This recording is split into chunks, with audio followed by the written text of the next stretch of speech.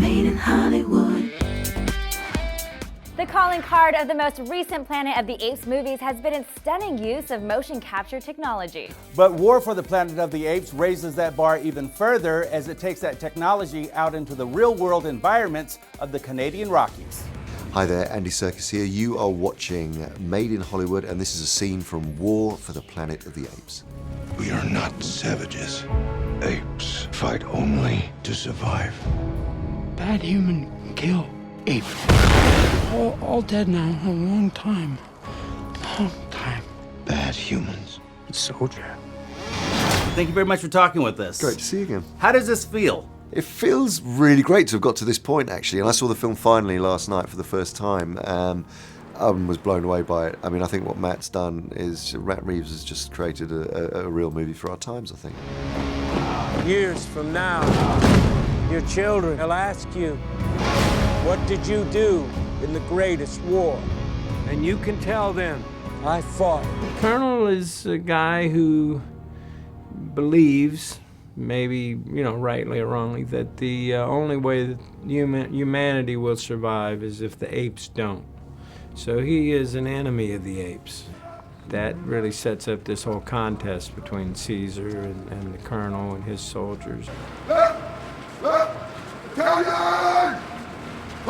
We pick up this movie 3 years after Dawn, where the apes are struggling for survival, and Caesar is trying to make a final kind of offer for peace with the human army that's hemming them in, and he's treated to the opposite. He's basically, an event happens at the beginning of the movie that sends him off. He suffers personal loss and sends him off on a trajectory of hate and rage and revenge. He's a little world weary, and he enters this story being thrust into a war for the last 2 years that he didn't want. And then events in this movie become so extreme because it's war that he becomes shattered. It's not just a war movie between the characters, it's a war within Caesar. But now,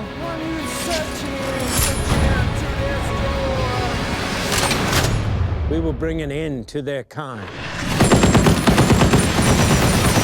Nova is she's a little firecracker, if you will.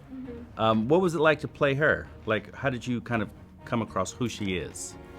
I honestly, it's just me, but not talking. Like, everybody else was just so talented, like the actors and the sets were just so realistic, and I was just reacting if I was in that situation, honestly, without speaking. Was it a struggle to not speak? I just had to do certain things with my eyebrows and just tell the story in my eyes, and I just did it. Very difficult to do that. Right, it's true. Like, to not speak and let people know what you're thinking. Yeah, I mean, it's really the essence of good acting, is being able to speak without speaking. No mercy, no peace. This is war. Apes together, strong. And for you, what was it like when you first saw yourself as Bad Ape? I was emotional, for real. It was put all that work into that, and you can see yourself, and you're an ape, and it was an incredible experience. I did not start this war.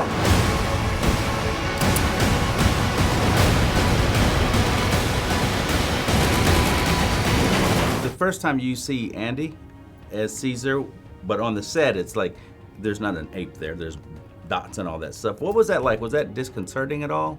Yeah, it takes some adjustment. The dots, the camera in front of him, the suit, it's a little bit to adjust to, but it doesn't take too long. Eventually, it just becomes the norm. And, he's such a good actor. I'm like, he's an ape.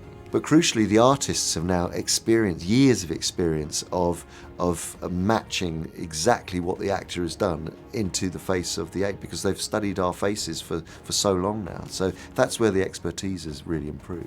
He's so incredibly emotional, and he pushes himself so far.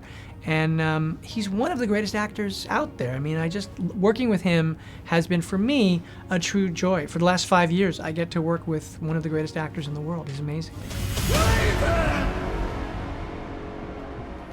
There's times I'd do a scene with him, and I'd just be like, what he does is so deep. you know? Because it's the depth of feeling that really connects to an audience. And he goes deep. But I will finish it.